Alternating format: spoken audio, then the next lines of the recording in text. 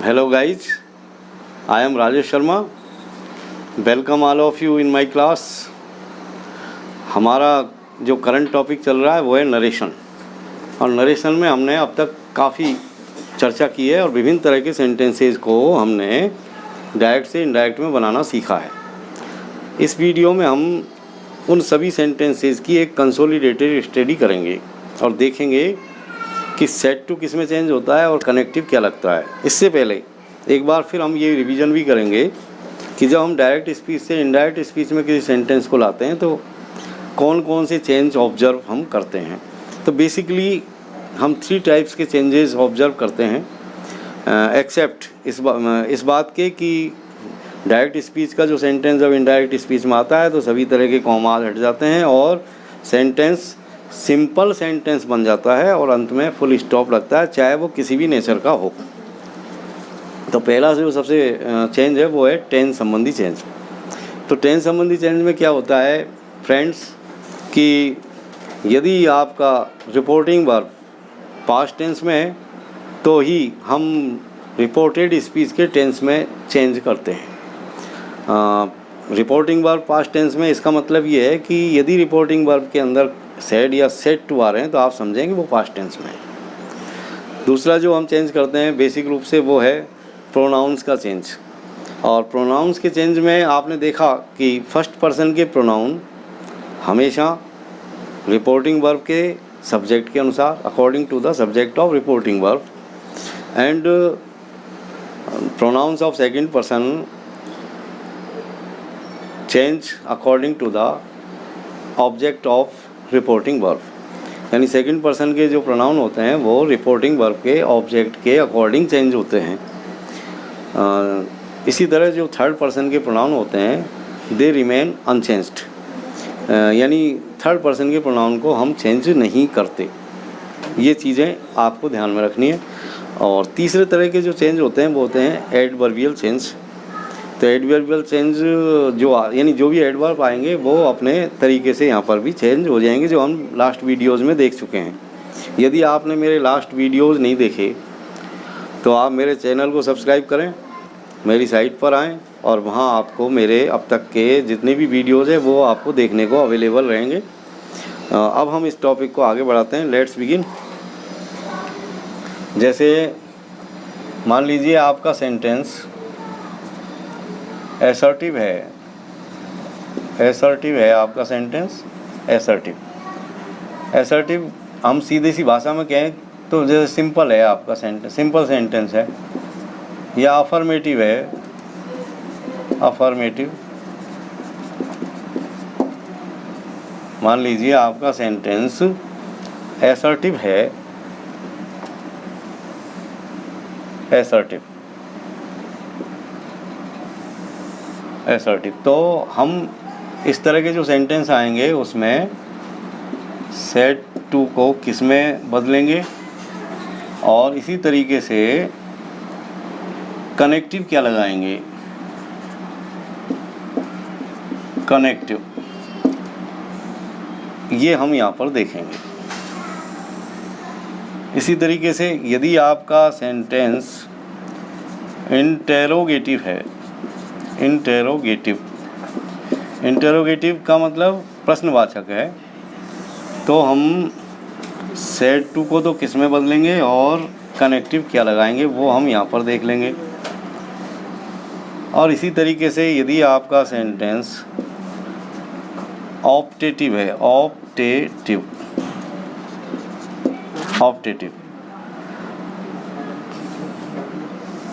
तो इसमें भी हम जो है देखेंगे कि सेट टू किस में चेंज होता है और कनेक्टिव क्या हम लगाएंगे। इसी तरीके से मान लीजिए if your sentence is imperative sentence, imperative, तो यहाँ हम ये ऑब्जर्व करेंगे कि सेट टू किस में चेंज होगा और कनेक्टिव क्या लगाया जाएगा। इसी तरीके से हम ये भी देखेंगे कि मान लीजिए आपका सेंटेंस एक्सक्लेमेटरी है, एक्सक्लेमेटरी, एक्सक्लेमेटरी। तो अभी हम ये देखेंगे कि यहाँ पर सेट टू किस में चेंज हो रहा है और कनेक्टिव क्या लगाए जा रहे हैं।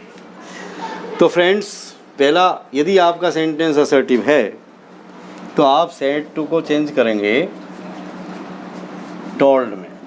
टोल्ड के अंदर आपको चेंज करना है। यदि अकेला सेड आ रहा है, अकेला सिंगल सेड, तो वो सेड ही रहेगा। सिंगल सेड है तो वो सेड ही रहता है। और यहाँ पर जो कनेक्टिव काम में आएगा वो है दैट, यानी दोनों सेंटेंसों के बीच में आपको दैट कनेक्टिव लगाना है।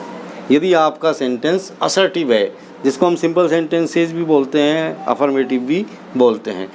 अच्छा, ये सिंपल सेंटेंसेस या असर्टिव सेंटेंसेस क्या होते हैं, इसको भी आप समझ लें।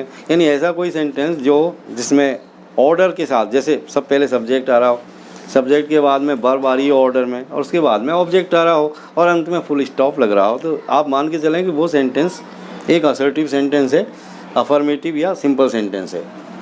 अब आप देखिए कि यदि आपका सेंटेंस इंटेरोगेटिव है, यानी प्रश्नवाचक है, तो यदि जब हमारे सामने प्रश्नवाचक सेंटेंसेस आ गए तो हम सेट टू को इसमें चेंज करेंगे और कनेक्टिव क्या लगाएंगे। तो यहाँ देखिए आप, इंटेरोगेटिव के अंदर हम सेट टू को चेंज कर देंगे आस्क्ड में। आस्क्ड में चेंज कर देंगे, या इंक्वायरीड ऑफ में, यानी आस्क्ड में या इंक्वायरीड ऑफ में हम सेट टू को यहाँ पर चेंज कर देंगे। और जो कनेक्टिव है, इसमें थोड़ा सा आपको ध्यान रखना है कि यदि आपका जो इंटरोगेटिव सेंटेंस है वो यदि हेल्पिंग वर्ब से बिगिन हो रहा है, चालू हो रहा है, शुरू हो रहा है, यानी हेल्पिंग वर्ब से शुरू हो रहा है, मान लीजिए हेल्पिंग वर्ब कर्ता से पहले है, तो ऐसे सेंटेंस के अंदर जो कनेक्टिव आएगा वो इफ़ आएगा, या वेदर, इफ़ या वेदर का हम यहाँ पर प्रयोग करेंगे। या तो इफ़ लगाएंगे या वेदर लगाएंगे। किन कंडीशन में? जब आपका सेंटेंस हेल्पिंग वर्ब से शुरू हो रहा हो, और यदि आपका सेंटेंस WH वर्ड से प्रारंभ हो रहा है, WH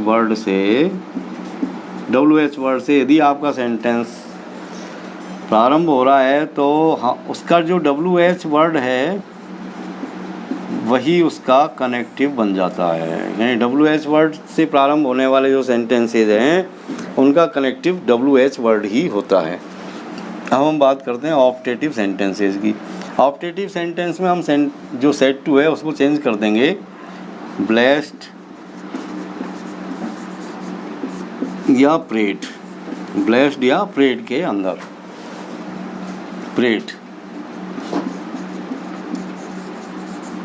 ब्लेस्ड या प्रेड, ब्लेस्ड में या प्रेड में हम ऑप्टेटिव सेंटेंस को जो है सेट टू यदि है तो वो ब्लेस्ड या प्रेड में चेंज कर देंगे सेट टू को, ऑप्टेटिव सेंटेंस वाले सेंटेंस में।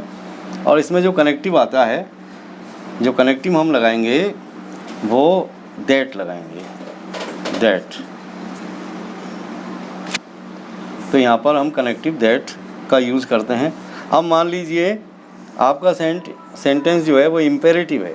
If your sentence is imperative sentence, तब हम सेट टू को चेंज करेंगे इम्पेरेटिव में भाव के अनुसार।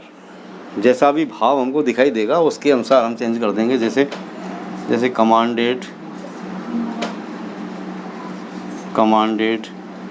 जैसे ऑर्डर्ड, जैसे रिक्वेस्टेड, कमांडेड, ऑर्डर्ड, रिक्वेस्टेड, या आस्क्ड में भी हम चेंज कर सकते हैं। इसी तरह इसमें जो कनेक्टिव आएगा इम्पेरेटिव सेंटेंस में, यहाँ पर थोड़ा बहुत आपको ध्यान रखना है। वैसे तो इसमें क्या है, कोई कनेक्टिव नहीं आता, दोनों सेंटेंस जो होते हैं वो टू से जुड़ जाते हैं। तो हम कह सकते हैं कि यहाँ पर हम टू कनेक्टिव का प्रयोग करेंगे दोनों सेंटेंस को जोड़ने के लिए। और यदि सेंटेंस नेगेटिव है, यानी उसमें वो डोंट से शुरू हो रहा है मान लीजिए, तो आप नॉट टू से उसको जोड़ें, नॉट टू। इसी तरह यदि आपका सेंटेंस एक्सक्लेमेटरी सेंटेंस है, तो ऐसी कंडीशन में एक्सक्लेमेटरी यदि सेंटेंस है आपका तो आपको सेड टू को चेंज करना है। तो यहाँ पर भी कुछ चीज़ें हमारे सामने हैं, कुछ चीज़ें ऐसे कुछ इंडिकेटर्स हैं, उनका भी हमको यहाँ पर ध्यान रखना है। जैसे या तो आप सीधा इसको एक्सक्लेम्ड में भी चेंज कर सकते हैं, एक्सक्लेम्ड। और विशेष परिस्थितियों में जैसे मान लीजिए सेंटेंस में कहीं अलास शब्द आ रहा, अलास आ रहा है मान लीजिए, तो हम इसको चेंज करेंगे एक्सक्लेम्ड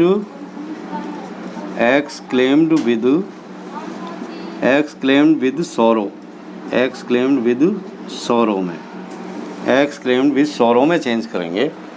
यदि आप के सेंटेंस में कोई एक्सक्लेमेशन वर्ड आ रहे हैं, जैसे हुर्रा आ रहा है मान लीजिए, हुर्रा आ रहा है मान लीजिए, तो हम उसको चेंज करेंगे एक्सक्लेम्ड विद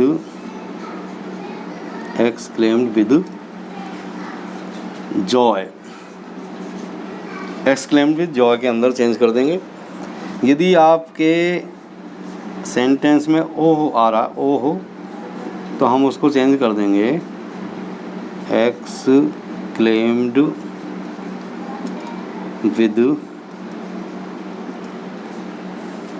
वंडर या सरप्राइज,